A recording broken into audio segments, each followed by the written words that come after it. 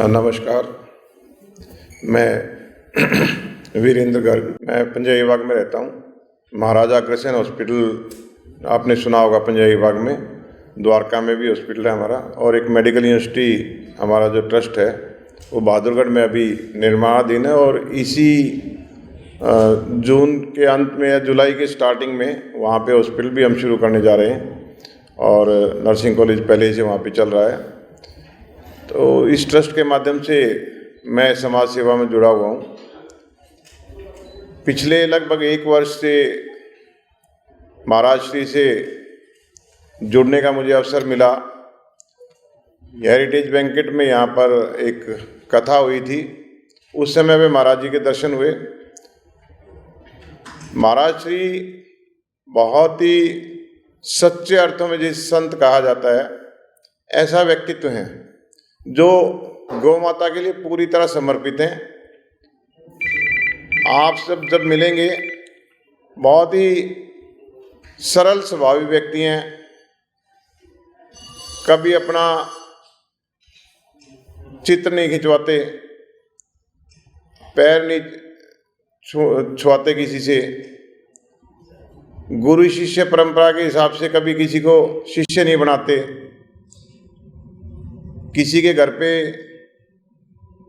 जाना आना आमतौर पे वो नहीं करते। पूरा जीवन उनका गाय के प्रति समर्पित है। और सुबह संतवाणी पे उनका प्रवचन आता है, चित्र नहीं आता, लेकिन उनका प्रवचन संतवाणी पे प्रतिदिन होता है। ऐसे संत जो गौ माता के लिए इतना कुछ कर रहे हैं, और ना सिर्फ गौ माता के लिए, वहाँ पर आसपास के क्षेत्र में अगर आप लोगों को कभी मौका मिला, हम कोई इस चतुर्मास के बाद ऐसा एक आयोजन भी रखेंगे कि मीडिया के बंधु हमारे साथ वहाँ पर जाएं। उस क्षेत्र में आप घूम के देखोगे, जहाँ जहाँ गौशाला हैं, वहाँ पर स्वामी जी के बारे में लोगों के विचार आप जानें तो उनको अपना मानते हैं दिल से सभी लोग, वहाँ आसपास के जो भी निवासी हैं, जितने भी गांववासी हैं। क्योंकि गाय के साथ, गाय के भले में ही मानवता का भला निहित है। ऐसी बात वहाँ के क्षेत्र के निवासियों को समझ में आ गई है। वहाँ पर जो पथमेड़ा की गौशाला, मैंने 3 गौशाला में विजिट किया। 1 साल पहले मैं इससे जुड़ा हूँ। बहुत बड़े क्षेत्र में ये गौशालाएं फैली हुई हैं। पहले मैं पथमेड़ा गौशाला गया था, उसके बाद गोलासन गए। गोलासन में 15,000 तकरीबन नर गोवंश है। बहुत ही व्यवस्थित तरीके से वहाँ पर कैटेगराइज करके उनको रखा गया है। और एक फिर उसके साथ में नंदगांव के नाम से गौशाला है, जो लगभग 1100 एकड़ में फैली हुई है। वहाँ पर हम गए और आसपास में गांव में जाकर लोगों से मिलने का भी अवसर मिला। तो लोगों की जो धारणा है इस प्रकल्प के बारे में बहुत ही सुंदर है। तो मैं आप लोगों से जो आज मुखातिब हुए हैं, वो इसीलिए हुए हैं कि आपके माध्यम से पूरे, क्योंकि दिल्ली की आवाज़ पूरे देश में जाती है, तो पूरे देश में ये संदेश जाए कि गौ माता के लिए हम सबको अपने हृदय में स्थान बनाना है। देखिए, गौ माता के बारे में मैं थोड़ा सा बीच में एक बात बता दूं कि आमतौर पर आप ऊपर देख रहे हैं वेद लक्षणा गौवंश लिखा हुआ है। हमारी जो देसी गाय है, बहुत सारी इसमें भी नस्लें हैं, जो हमारी हरियाणा की देसी गाय है, या साहिवाल गाय है, राठी है, गिर गाय है, ये सारी हमारी देसी गाय हैं। और इनके दूध को साइंटिफिकली आजकल A2 मिल्क बोला जाता है।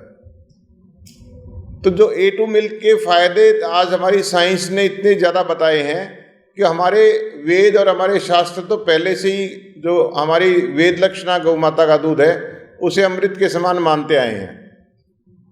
तो जब हम पूजा पाठ या जिस तरह से भी धार्मिक आयोजनों में गौ माता की बात करते हैं, तो वेद लक्षणा गौ माता की बात होती है।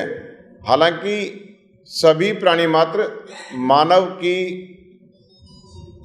ध्यान देने के अधिकारी हैं, दया के अधिकारी हैं। मैं बाकी जो गाय हैं उनके अगेंस्ट नहीं हूँ, लेकिन उन्हें सामान्य पशु के तौर पर मानता हूँ। लेकिन जो हमारी वेद लक्षणा गाय है उसका स्थान हमारे हृदय में माता के समान होना चाहिए। ऐसा भाव जब आप लोग वहाँ पर आएंगे, स्वामी जी से मिलेंगे, उनके प्रवचन को सुनेंगे, तो उन्होंने पूरा जीवन अपना गाय पर दिया है। तो आप लोगों को बेहतर तरीके से ये विषय समझ में आएगा कि क्यों हमें गौ माता को इतना महत्व देकर और इसकी प्रतिष्ठा को पुनः स्थापित करने की आवश्यकता है।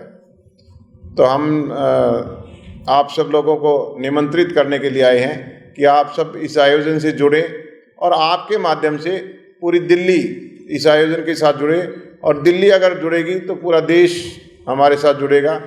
और ये गौ माता के जो हम ये कार्यक्रम करने जा रहे हैं, इसे ना सिर्फ पर्यावरण का फायदा होगा, हमारे परिवारों में जो आज आवश्यकता है संस्कारों की, उसे भी स्थापित करने में ये मदद करेंगे। अगर हम जुड़ते हैं, हमारे बच्चे, हमारी नई जनरेशन, उन्हें भी बहुत सारी नई बातें पता लगेंगी, क्यों इन चीज़ों का क्यों महत्व है।